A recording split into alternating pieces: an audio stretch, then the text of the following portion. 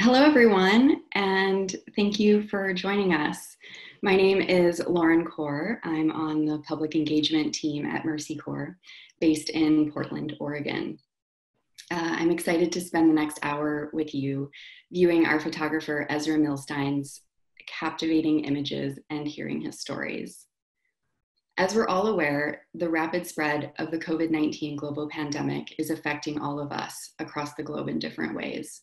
So I first want to thank you for taking the time to be here with us. We hope you and your loved ones are safe and well. This is the first of what we hope to be many digital engagements as we navigate these unprecedented times. So stay tuned at mercycorps.org/events for other ways to tune in and learn about our work around the world. A little about Mercy Corps, in case you aren't familiar.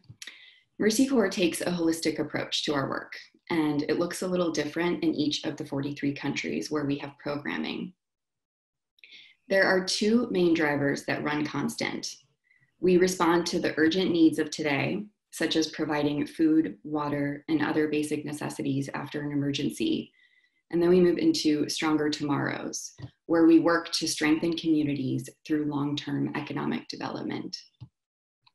And we are currently pivoting our programs as COVID-19 makes its way around the world by drawing upon our experience of disseminating critical factual information about the disease and providing clean water and sanitation supplies. We distribute cash where most needed and help small businesses and communities survive and recover from the impact of this crisis. All of the countries where we work have documented cases of the virus, and the teams are working hard to provide support while staying safe. You can find out more about our work at mercycorps.org. So what are we going to hear about today? Mercy Corps has always taken particular pride in our photography, embracing the philosophy that it is a crucial way to share stories and connect people around the world. From the front lines of the conflict in Syria to the rice fields of Indonesia, photographer Ezra Millstein has captured astonishing human triumph amidst unimaginable strife. Ezra has worked as the senior content producer at Mercy Corps since 2017, documenting the organization's work in over 40 countries. He previously spent 10 years as the staff photographer at Habitat for Humanity International and has worked for the World Wildlife Fund, International Rescue Committee, the National Geographic Society, and served as a Peace Corps volunteer in Swaziland.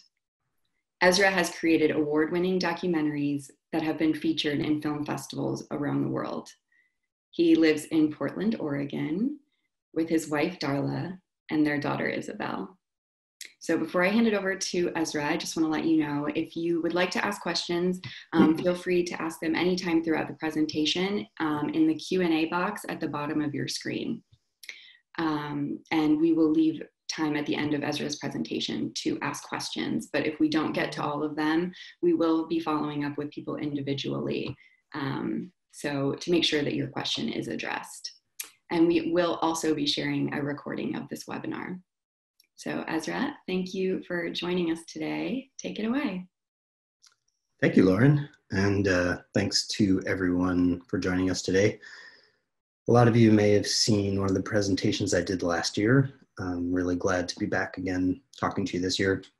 Unfortunately, obviously, we can't do it the same way as we did back in the old days, but in person, that was kind of fun. But I'm glad you joined us online so I can share some of what our team's been working on over the last year.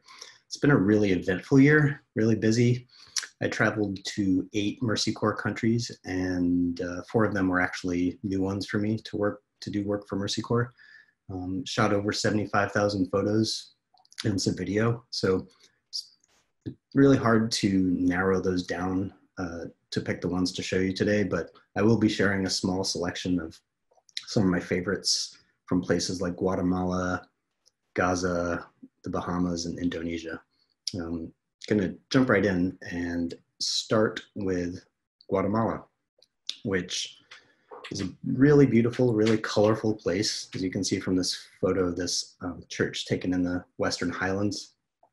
It's, of course, also faces a lot of challenges. Last May, the US announced cuts to foreign aid for countries in the Northern Triangle. That includes Guatemala, as well as Honduras and El Salvador. And working with our media team, I was sent down there to Guatemala to document the work we're doing and why those cuts would have a massive negative impact. You can see from this next photo I'm going to show you that we work in some challenging places.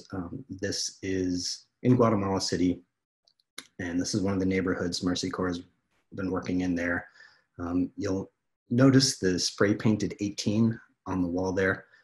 That's actually a tag for the 18th Street Gang, which is one of the largest transnational criminal gangs in the world. It's basically turned the Central American Northern Triangle into a war zone. It's now got the highest homicide rate in the world. You'll notice a contrast between that and the next photo I show you, which is actually one of my favorite shots I took in the entire year, and it's in the same neighborhood. And this is Sophia, also Guatemala City, also the same neighborhood. She's playing on a swing in a park that Mercy Corps built in her community.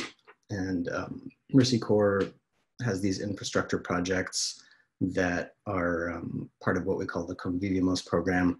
They're in some of the most violent areas, and they help to promote community cohesion and help people reclaim their territory. It sort of offers them neutral territory in places that are otherwise driven by territory-based gang violence. So it's a really unique and interesting program, and I love the colors and the expression on this girl's face. It makes it, one of my favorites of the year. I'm going to move westward through Guatemala to the Western Highlands, which looks kind of like this. You can see it's a lot more rural, and this is an agricultural region. It's where a lot of Guatemala's migration comes from, either to Guatemala City or onward to other cities and to the US. It's characterized by a lot of poverty and lack of opportunity. And Mercy Corps has a program there called Agrojoven, which provides youth with agricultural training and savings and loan groups, which sort of give them a chance to envision a future in which they can stay in their communities and invest in their futures there. And again, you can see why I love shooting in Guatemala. Really colorful, the corn, the clothing, it's just really amazing. But anyway, this is Olga. She's 18, and she was part of that Agrojoven program. She had dropped out of school so that she could work to help support her family, and thought about migrating to the city for looking for better opportunities. But she joined the program, and a year and a half later, she had gotten some agricultural training and started saving money, and it helped her parents' farm become more productive and more profitable. Now she can afford to go back to school. She's studying to be a teacher, and she's actually really wants to be a role model for other young people in her community so that they see the opportunity in staying in the community and not migrating. It's a really effective, impactful program there. And this next photo is from the same area. It's a town called Azul. And this is just an example of one of those savings groups. The second woman from the left is named Katarina, and they're just putting their money together, and they are just investing together for their families' futures. It's a really cool program, and it works really well. Staying in the Americas and moving on to the next trip I took was to Colombia. And as I'm sure a lot of you know, there's a pretty big refugee crisis going on in that area. More than 1 million Venezuelans have fled Colombia, fleeing the economic and social collapse that's spread around the country and caused near starvation in many places. They're also funneling into communities in Colombia that were already struggling with some poverty and some challenges. So it's causing some friction. Here you can see, this is actually a border crossing between Colombia and Venezuela. One of the formal ones. There are a lot of informal ones as well. One of the families met here. This is in Rio Hacha, Colombia. This is Ana Maria holding her 3-month-old daughter, Fabiola. Ana and her husband, Jose, stayed in Venezuela as long as they could, but when their situation got so desperate that they were drinking glasses of water for dinner, they made the painful decision to seek survival in Colombia. So now they and their 5 children live in that shack that you can see behind them, which is sort of built onto another person's house. And they earn extra money, or they earn money selling small goods and mobile phone minutes on the street right outside here. But it's barely enough. Actually, Ana Maria there was pregnant with Fabiola when the family received a cash disbursement from Mercy Corps, and the money allowed her to get medical care for the birth. And she told us that they would have had no way to go to the hospital without that assistance. So it's really, really crucial assistance that they're receiving. This is her older daughter, Paula, who is just kind of a troublemaker, and I really enjoyed taking pictures of her. She was fun. And her brother, Edward, who is sitting in front of his father, again, in front of that shack where they live. And here you can see the small stand where they sell goods to try to survive. Our trip was unfortunately cut short by a security incident, so we didn't get to gather as much content as we had hoped, but really hope to go back soon because there's some really amazing work going on there that our Colombia team is doing. Moving on to a totally different part of the world and a really polarizing part of the world, polarizing place. This is Gaza and the West Bank. It is one of the, I would say it has the tightest security of anywhere I've been, probably. They don't allow any cameras in, and so I actually had to leave all of my gear in Jerusalem and then go in. It takes an entire day to get from Jerusalem into Gaza, and our awesome team there was able to obtain some cameras that I could use while I was there, just rent them. Our programs there focus on primarily water, health, and tech, and it's a really densely populated area, as you're about to see. Many residents call it the world's largest open air prison. I was able to use a drone to shoot some footage, and this will give you a sense of what it looks like there and how densely packed it is. But just a warning that the video playback seems like it's a little bit choppy over Zoom. So let's see how that works.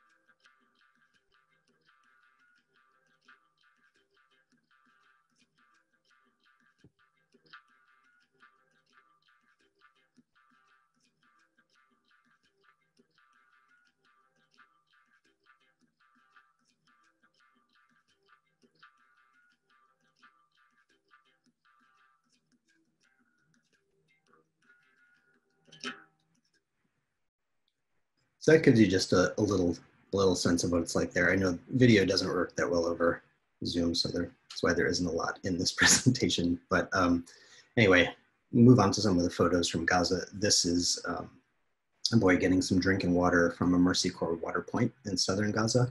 Drinking water is a big issue there. It's caused a really pretty bad health crisis. 97% of Gaza's drinking wells are too contaminated for human consumption because all the aquifers have been overpumped so severely that seawater is flowing in. So water is really a crucial response that Mercy Corps is enacting there. You can see in this next shot, not only do we have the water points, but 2/3 of Gazans get water delivered by truck. Desalinated water, however, is unregulated. So sometimes it makes people sick and people don't know if they can trust it. Mercy Corps developed a program to help certify desalinated water in southern Gaza, ensuring that families purchasing it are using safe, healthy, potable water. So that's what you're seeing here is a delivery of some of that safe water. Moving on to the health issue. Hospitals in Gaza have a pretty severe lack of resources. For example, just thinking in this time of COVID-19, there are 87 ventilators for 1.8 million people. It's a real challenge to get medical equipment into Gaza due to the blockade. So one of the things Mercy Corps has been doing is supporting hospitals in developing improved filing and training systems, which really improves care drastically in a lot of ways. Unfortunately, foreign aid cuts, again, to Gaza mean that a lot of these systems are no longer being maintained or updated. But here you see a doctor talking to one of his patients who has an infected leg wound. And staying on the health subject for a minute, this is Hannah, and she's actually one of the most incredible and strongest people I've ever met. She used to be a hairdresser. She was the main breadwinner for her family until she was diagnosed with breast cancer. Luckily, it was discovered relatively early, but the day she was diagnosed turned out to be the last day that a Mercy Corps program designed to diagnose and treat breast cancer was operating. It was shut down due to foreign aid cuts again. So, and she was actually told that if she had come 2 or 3 days sooner, they could have helped her. It was really a heartbreaking story. She was forced to turn to an expensive private hospital, spent the majority of her income and savings, and went into debt on treatment. So she ended up okay, but she was one of the lucky women who has the resources there to turn in that direction when needed. And a lot of the women that she knows have died waiting for treatment. I'm gonna turn to the tech area in Gaza, which a lot of it is, you may have heard of Gaza Sky Geeks, which is one of our most successful and well-known programs. It's, this is Maha, she's 22, and she joined Gaza Sky Geeks in 2018 and learned a lot of different things, like how to work on online platforms, interact with clients, use social media to generate business, write proposals, and generally be a successful freelancer. She's really talented. She edits video, she does language translation, logo design, and content writing. She's a good example of some of the challenges that youth face in Gaza. They face regular blackouts, they have poor internet access, and frankly, as a girl, she's also responsible for all household work and cooking for her family. But she has this incredible work ethic, which drives her to wake up at 3 a.m. to start her freelance work in order to be up before her competitors, giving her an edge in getting clients from Europe and North America. And actually, in a cool sort of twist, we ended up hiring her to do translation for some of the late trips we've done later on in the year to Jordan. So she's really a superstar. And the last shot from the area is, this is in Hebron, actually, in the West Bank. And this is Rowan and her sister, Orjwan. And Rowan is attending a Mercy Corps coding academy that recently started in Hebron and is sort of an offshoot of Gaza Sky Geeks. And her sister is a graduate, and spent about an hour interviewing them and just really loved the lighthearted interaction between the two of them and the laughter, which is not something you necessarily see a lot of sort of examples of in this photography, but it was a lighthearted time. They couldn't stop laughing. It was a fun interview. I'm gonna stay in the region and talk a little bit about Syria. I'm gonna touch on this really briefly. I don't have a lot of photos to share, and I'll explain why. This photo you see here is one of the farmers we helped in Northeast Syria, where we do really great livelihoods, agriculture work. Now the way, if you're not familiar with the geography of the area, the way to get through Northeast Syria is through northern Iraq, where it borders Turkey.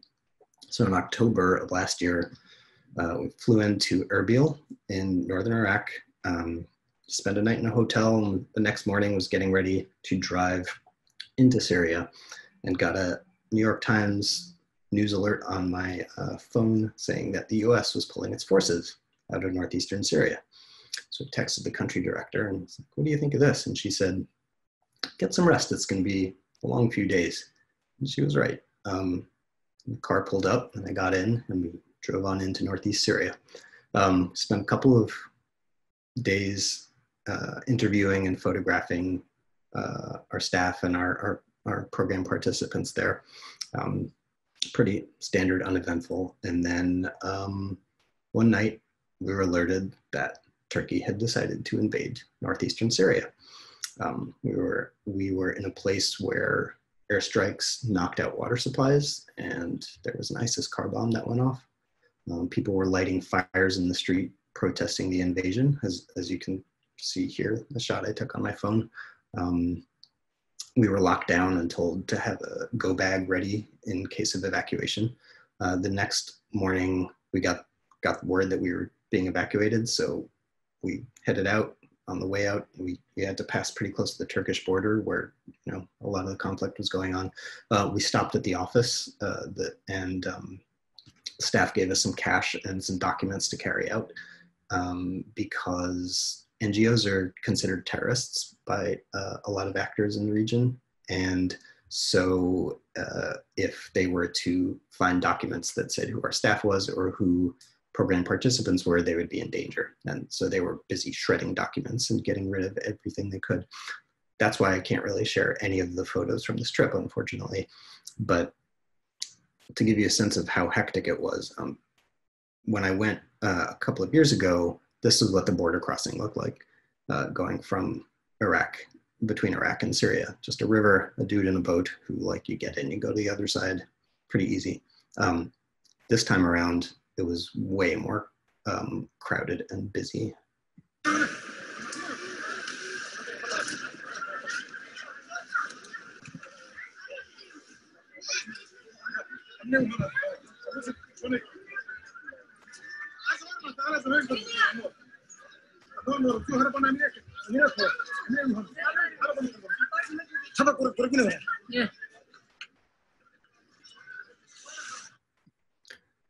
So that was our trip to Syria.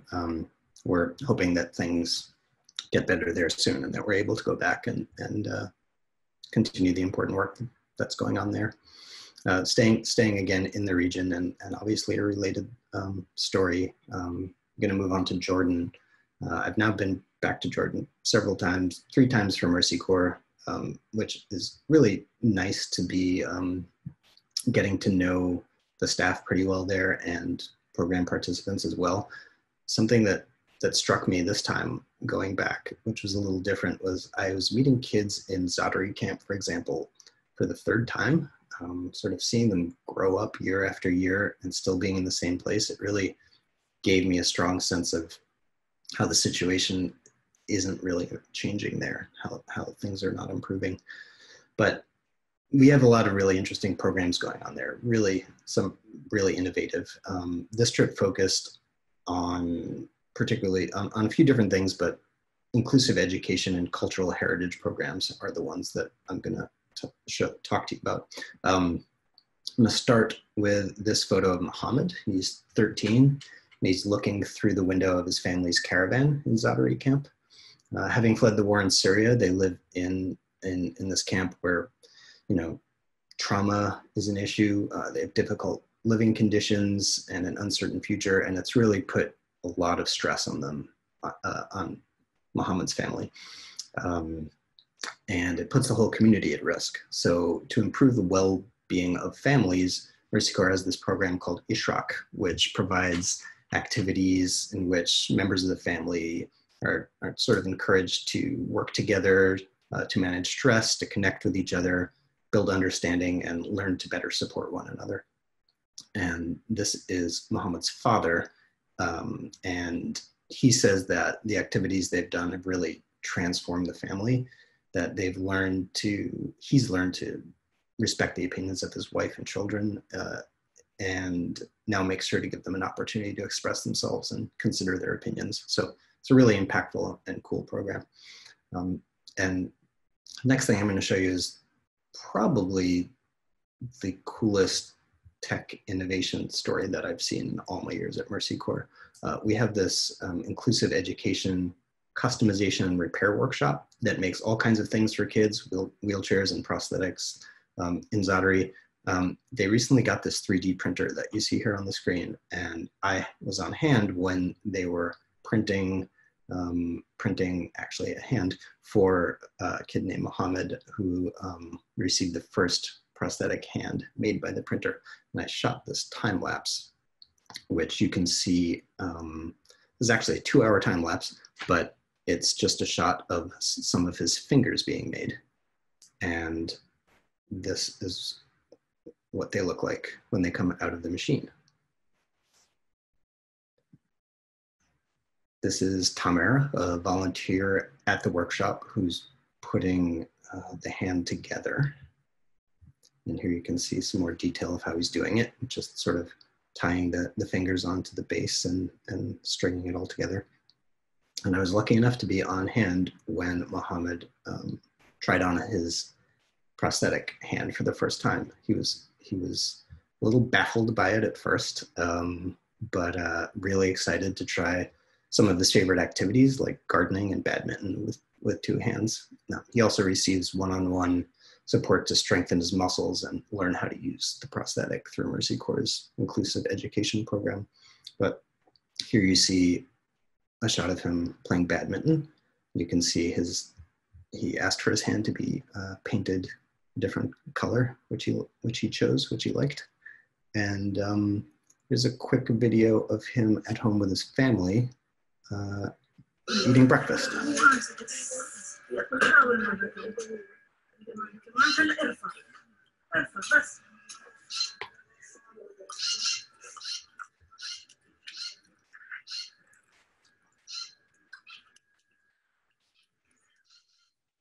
So that was pretty amazing to be on hand to see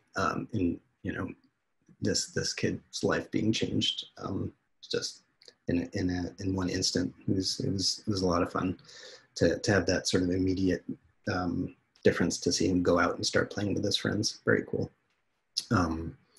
Moving back to the Americas region, I'm going to talk a little bit about our hurricane relief in the Bahamas.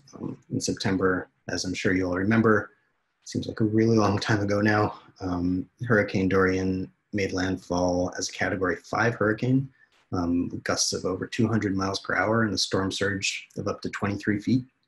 Swept away buildings, submerged roads, and damaged huge parts of Abaco and Grand Bahama Islands. Mercy Corps responded immediately, and one of the biggest priorities, as you'll see a theme here, was water, as aquifers had been inundated by seawater. Here you see one of the water points that we provided. This is in Freeport, and this is a guy named Keith. He's volunteered to deliver potable water to communities on Grand Bahama ever since Mercy Corps started responding. He says he hasn't taken a day off since October because the need for water is still so great. Again, the island's tap water was inundated by seawater and has been totally undrinkable ever since. And so Mercy Corps produces 7,000 gallons of drinking water per day, which Keith distributes to 10 distribution sites around Freeport in a 1,300-gallon bladder in the back of this truck you see here. And that benefits over 4,000 people per week who drink the water. Among the people who benefit are this boy, Llewellyn, who's 12, and he goes to a school called the Beacon School, which serves children aged 5 to about 21 who have mental or physical disabilities. Hurricane Dorian damaged the school, damaged classrooms, parts of the roof came down, trees fell around the yard, and there was water damage as well.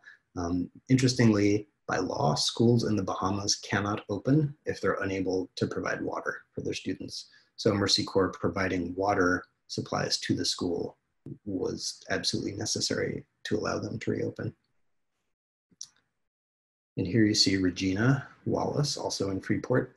She's holding up a solar lantern that her family received from Mercy Corps shortly after the storm. She and her family fled when the storm hit. Fled their home. They came back later to find that it had been flooded, the roof was caved in, they had no water, and they still don't have power 5 months later. So before they received the lantern, they lived in darkness at night. They couldn't cook, they couldn't bathe, They couldn't charge their phones to communicate or see well enough to keep themselves safe. So the solar light made a huge difference. It gives them enough light for 12 hours to light an entire room and allows each family member to charge their phone, which helps them stay in touch with each other and other people. And the last part of the Mercy Corps response to the hurricane, this is really important part, was distributing small business loans to help businesses get back on their feet. This is Jonathan Campbell in his office. He runs a janitorial company, which does all sorts of things, cleans offices, paints, pressure cleaning, floor buffing, anything you can think of. And when the hurricane hit, it damaged his office and destroyed almost all of his equipment. Now, obviously, there was an immediate demand for his services after the storm because all the buildings needed repairs. But since he had lost so much equipment, it was really a challenge for him to respond. So he applied for and received a $7,500 small business grant from Mercy Corps. It enabled for him to buy equipment, get his business back up and running, and get his staff back to work, and really help other businesses around the island recover from the disaster.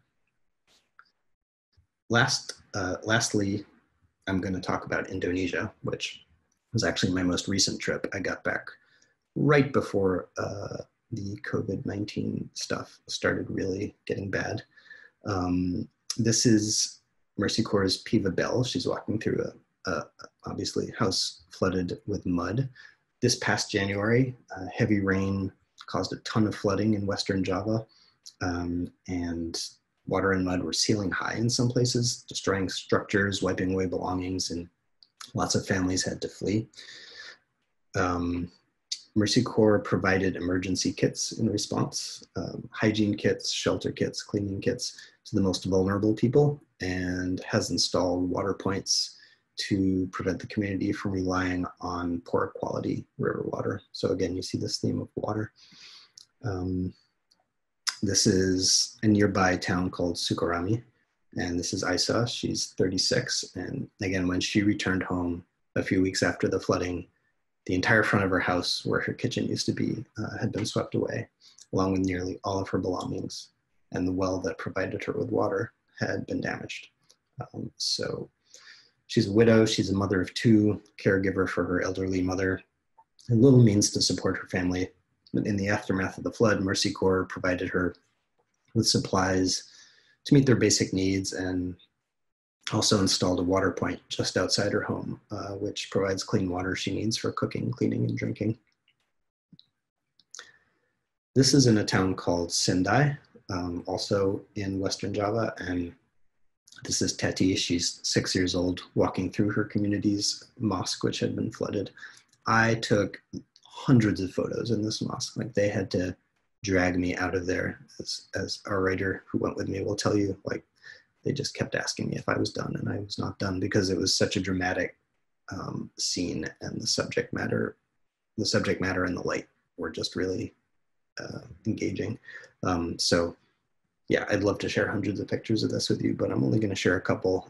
These are both of Teti, and both shots of her in the flooded mosque.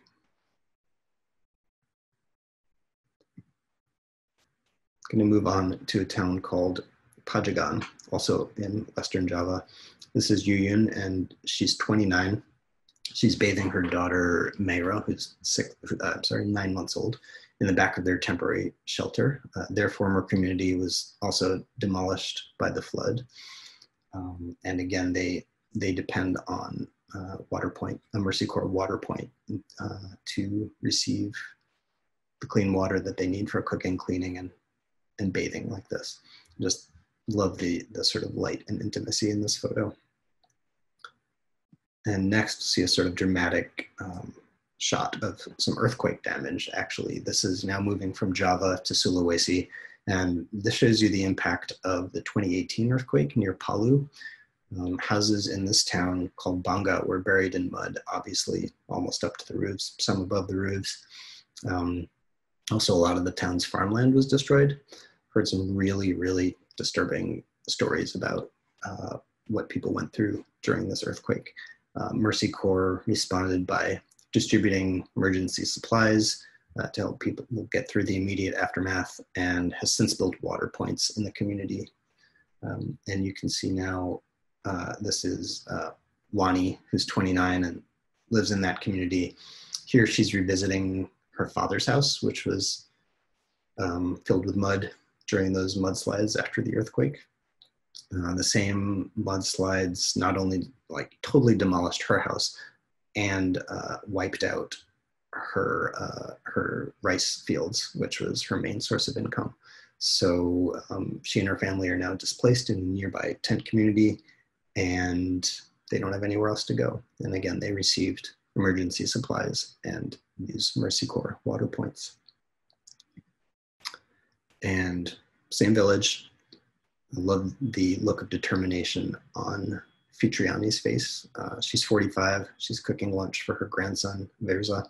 And again, similar story. The earthquake destroyed her house, destroyed her fields, and she's been displaced. And again, she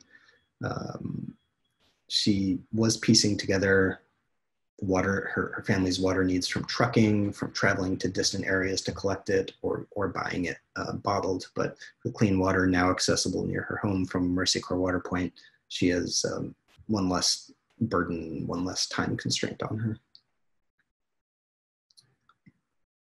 Gonna shift gears, stay in Indonesia, but going back to Java and moving sort of towards agriculture. This is in Banyuwangi, and this is Tukiyam working in her fields. She's a member of a Mercy Corps supported farmer group. They've learned new practices and technology to boost their productivity and income. What I really like about this photo, and why I decided to show it to you, is all the fields there are covered in these reflective kind of foil sheets. It's normally really hard to take pictures of farmers in the middle of the day. They have these huge hats and their faces are in shadow, but these sheets on the ground just reflected all of the sunlight back up into her face, lighting it up beautifully. So I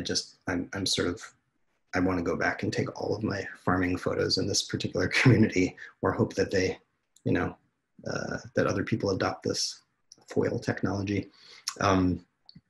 And in the same area, this is Susianti, who's 35. You can see her harvesting beans from her field. Obviously, like the sunlight in this shot, and kind of makes me remember what it was like to be outside. She and her husband make their living through farming, and it's growing more and more precarious as a livelihood in Indonesia. Their ability to earn income is subject to fluctuations, not only in the market, but also fluctuations in the weather, which obviously climate change is exacerbating that problem. Susianti is a member of her local farmer group, so that gives her access to supplies and information sharing with other farmers in the area, as well as technical support from Mercy Corps. These kinds of resources empower vulnerable farmers like her to build more stable lives for themselves and their children. And this is Susianti in her kitchen. I've been thinking about this time a lot during this quarantine time. It was just a month ago. We spent a long afternoon interviewing her in her kitchen and in her fields. She cut fruit down from her trees to feed us and made lunch for us. She was very kind and welcoming, and was really an exemplary program participant. And to end on a really positive note, here's the lunch she made for us, which was just delicious and amazing. All the stuff that she grew herself and got herself, so really delicious. On that note, I'm about ready to wrap up. I'm going to show you a map that I sort of keep updated just for my own entertainment. This is my travel for Mercy Corps since I started. It'll actually be 3 years at Mercy Corps on Friday. So it's been a busy, fun time. It's been incredibly educational, and I can't wait to get back on the road soon and start collecting these stories and telling you about them. Thank you so much for joining us. Thanks for listening. And I think we're going to take some questions now. Yes. Thank you so much, Ezra. Yes, that was amazing. Your work is incredible, and we just truly support, or we truly appreciate seeing the beauty of the world through your lens. So it makes me feel much more connected. Thank you. We now have time to ask Ezra a few questions before we wrap. So please continue asking your questions in the Q&A box. And if we don't get to your question, we will follow up with you individually to make sure that your question is addressed. Okay, so a question did come in from Christine. She asked, your pictures are so powerful and really seem to profile people with dignity, which makes me proud to have interned for Mercy Corps. I was an intern as well. That's how I started my journey. Unfortunately, it's not always the norm in humanitarian photography. So I'm wondering, what sort of personal and professional rules do you follow in order to maintain their humanity and dignity? It's a great question. It's an ongoing challenge, but it's really important. And I try to, whenever possible, focus on. I don't walk into a situation with my camera out right in someone's face. I really try to establish a connection with them first, make sure they get comfortable. Oftentimes, we'll start by doing interviews first, which is a situation in which they can get comfortable having me and the writer in their space, and just get used to having us around, and then sort of just kind of feel it out and make sure they're comfortable and make sure that that they feel like they're being represented authentically and honestly. So it's definitely something that we pay a lot of attention to and are very intentional about. It's a really good question. Yeah, really important. Yeah.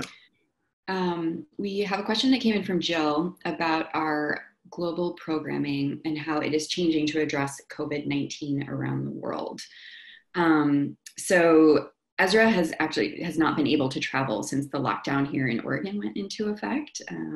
We're all at home, obviously. And so I will take that question. So our teams in more than 40 countries throughout the Americas, Africa, Middle East, and Asia are helping communities to prepare for and protect against the coronavirus outbreak.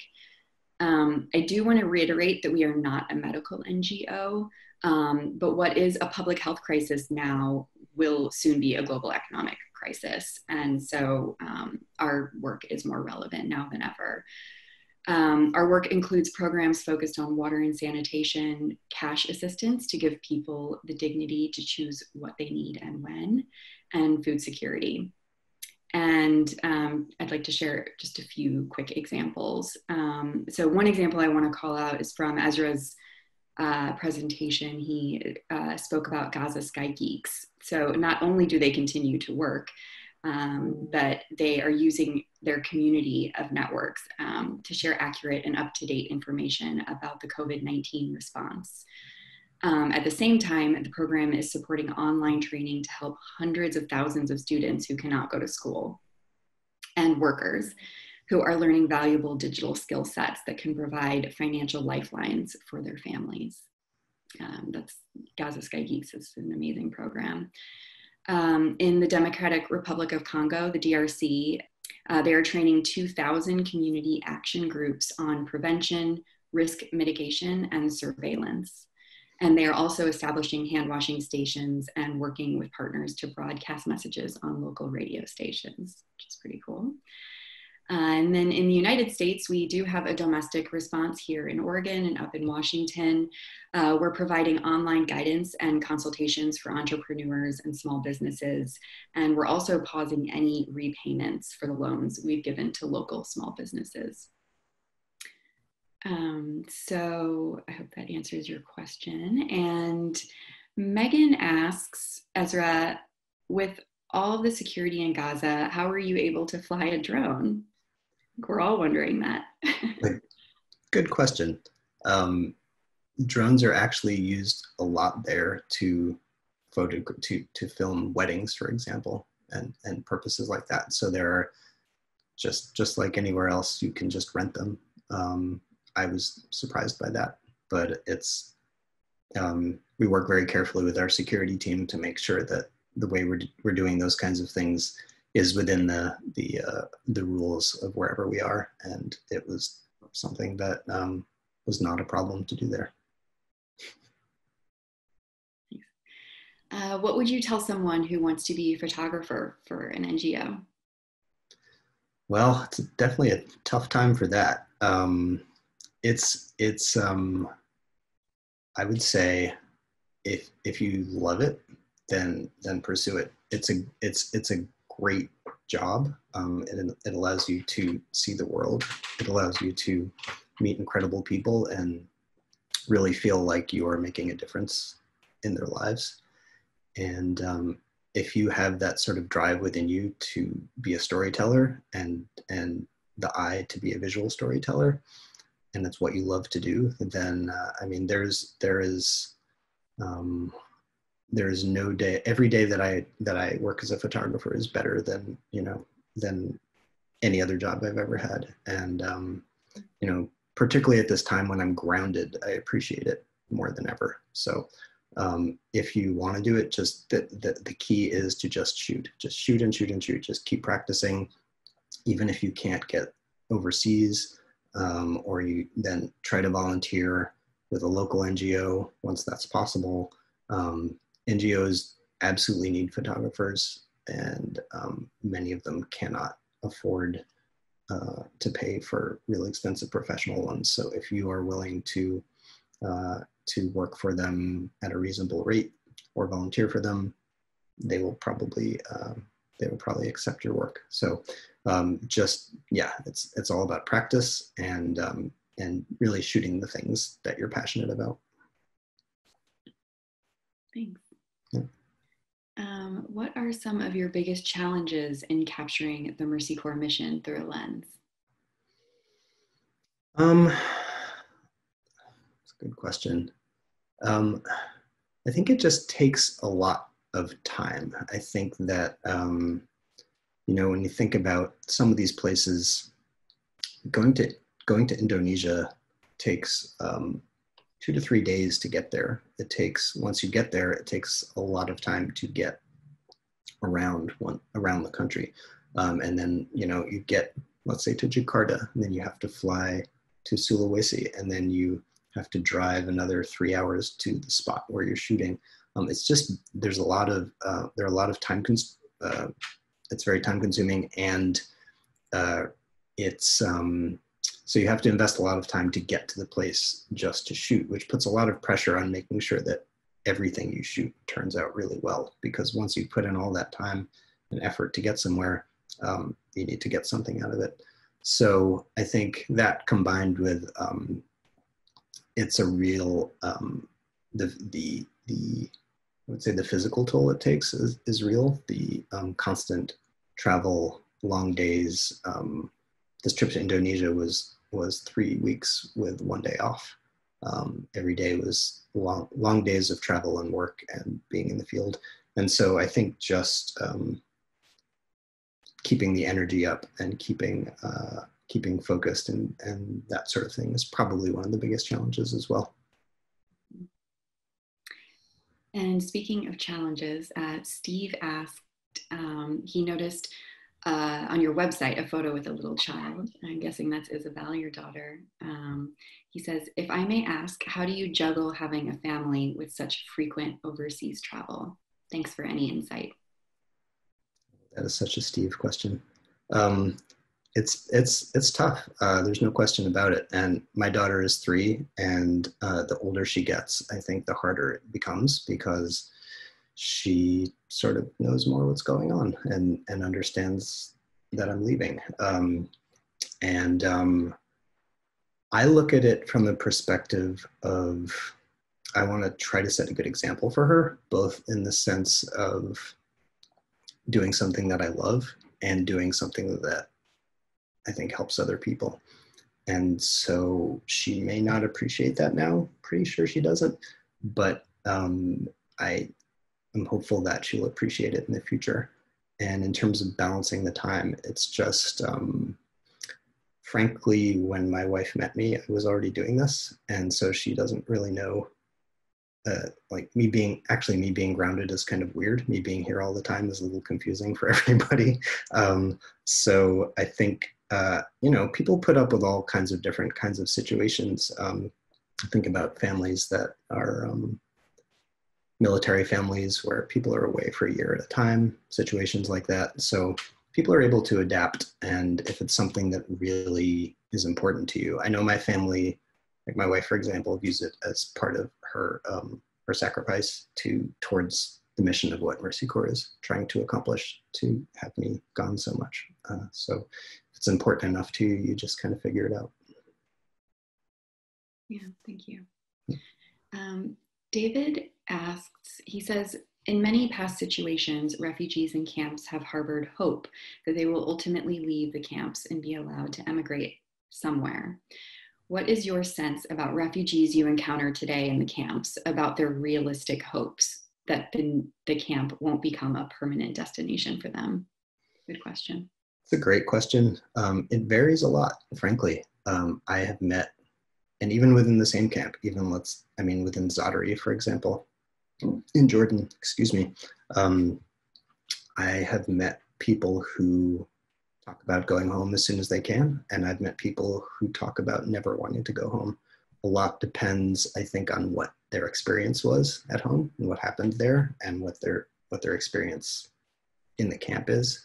One of the weird things about the Syria conflict, for example, is that at this point, if you're a kid who's 7 or 8 years old, you've never been to Syria. I mean, you're a Syrian refugee, but you've never been to Syria. So it creates this weird dynamic where it raises a really good question, like what is home? But that's a little too deep for this kind of answer. But yeah, it really depends on the situation. I've met lots of people who say they can't wait to go home. And I've met lots of people who are just trying to figure out how they can integrate into the community where they are. Yeah. And speaking of refugees, there was a question about whether you have a sense for how the Colombians are receiving Venezuelan refugees.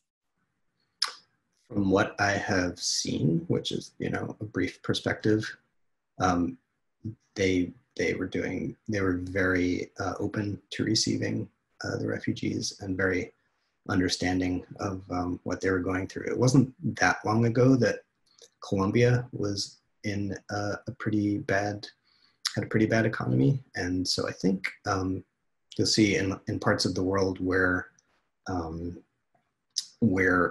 the economic situation changes back and forth between countries, you'll see that people are very open to letting others have refuge in their country. I was really struck by this.